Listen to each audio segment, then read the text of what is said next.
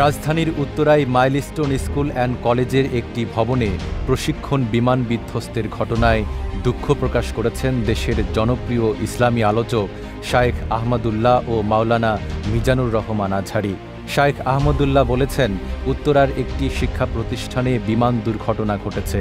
অনেক কোমলমতি শিক্ষার্থী হতাহত হয়েছে বলে খবর পাওয়া যাচ্ছে। আমরা গভীরভাবে উদ্বিগ্ন। তিনি আরও বলেন, আমরা মহান আল্লাহর দরবারে কায়মানোবাক্যে প্রার্থনা করছি, তিনি সবাইকে হেফাজতে রাখুন।